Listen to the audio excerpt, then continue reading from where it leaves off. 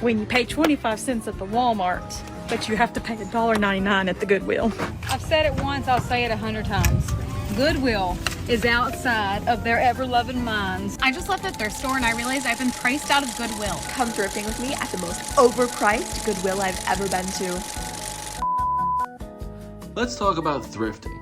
Everybody else seems to be. It's one of my favorite pastimes since I was a kid. You know, I trained an eye for it, worked in antiques for 20-some years. Officially trained too. I was actually on intake at the Salvation Army when I was like 20. And I still dabble. I sell men's accessories, men's clothing, all kinds of stuff. You can find it on my website, retromyrtlebeachguy.com. And I'm here to lay the wreath on the tombstone. Smartphone killed thrifting. It doesn't take skill anymore. You just point a phone and there is a difference between like resellers and just hacks, man. And I'm going to tell you exactly how I built an eBay business in 4 months. Yes, that's 120 days, give or take a day or two. And look, resellers are a net good. Anything that keeps this stuff out of a landfill, you know, is a good. It's a positive. But you know, this used to be an art. It used to be a talent. It was a hobby that people had. Now. So today we're headed over to the Goodwill and Market Commons.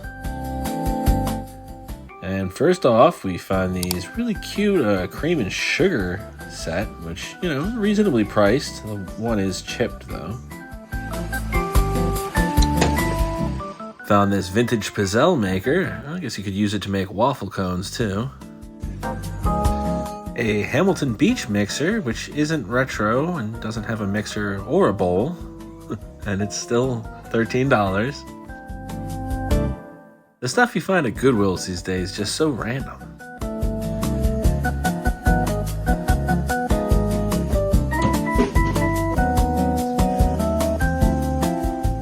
You'll still find some kitschy tchotchkes here and there. Honestly, most of it's just mass-produced garbage. Well, not all of it. Decent price, too. Yeah, after decades, I can just scan a whole section like this in seconds. And guess what? It's mostly landfill. You can usually get a pretty good deal on lampshades here, though, but that's just because lampshades are ridiculously expensive everywhere. Yeah, all the shelves are just picked through, all the vinyl seems to be picked through.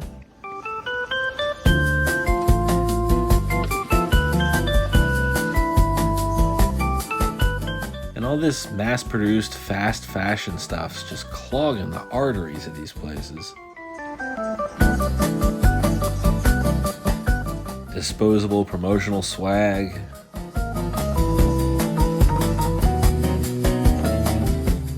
And you'd be hard-pressed to find anything vintage in the clothing section these days. And even if it looks vintage, it's just a reproduction from like last year. I'm kind of concerned at the feedback you're going to get on this piece. How come? Well, and there's a good reason for it. Goodwill is picking through it all first to maximize their profits. some documents, a keep in store list, and always send to e-commerce lists. Also different items that we're looking for. Lego, Pyrex, uranium glass. So this is definitely something we would list. This one, not. Single items that are listable, they'll just go right onto these carts to go ahead and be sold. That's right, anything that's actually interesting never even hits the shelves. Now let's take by comparison R&R Treasures, the local, little collectible shop.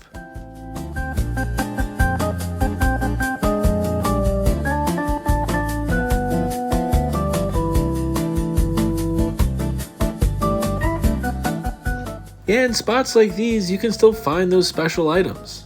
The kind of wacky vintage treasures you used to actually be able to find in thrift stores. And I mean, if you're going to be paying a premium either way, at least this way you still have the thrill of the hunt. I mean, who wants to just sit and scroll on the Goodwill website?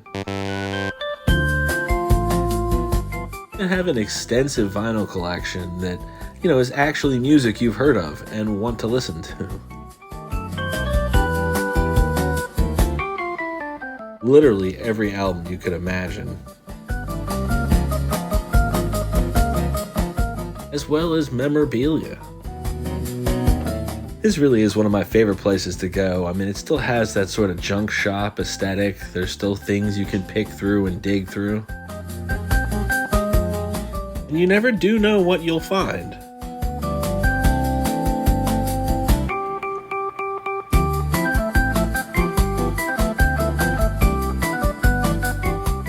Like this gorgeous cheese plate, which is just my favorite thing I found the whole time.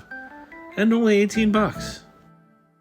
And you can always tell the difference between a collector and someone who just pulls their phone out to see how much a vacuum goes for on eBay.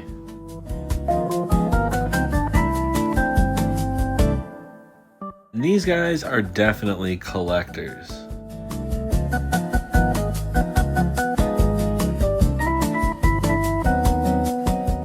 Check out this awesome 70s helmet. Imagine rolling up to Bike Week in this thing. And they have some high-end collectibles for your serious collectors. And just the right amount of silly kitsch to keep a guy like me interested. Need a spittoon? And check out these adorable pig cookie jars.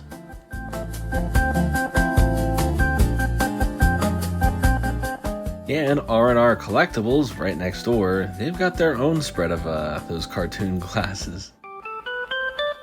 And which one of these would you get? Garfield, the Care Bears.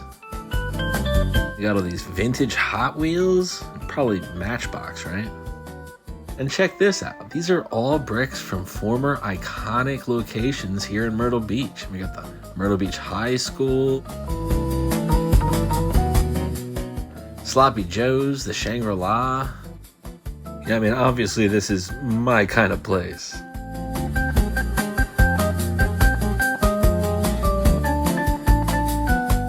And would you look at these gas pumps? I mean, incredible. The artwork that used to go into something as simple as a gas pump.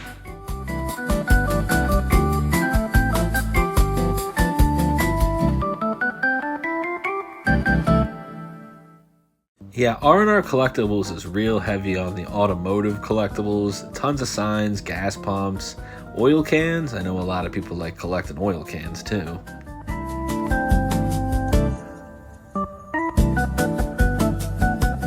And what guy do you know wouldn't love having one of these things in their den?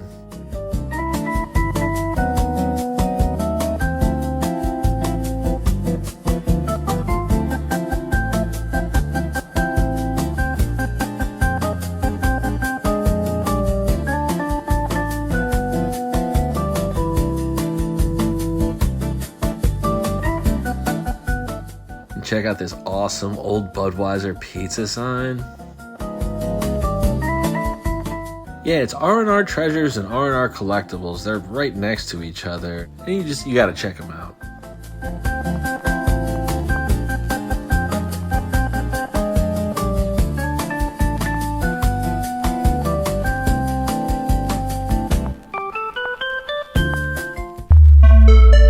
This has been a Spinstead and Edirpt production. Since 1998,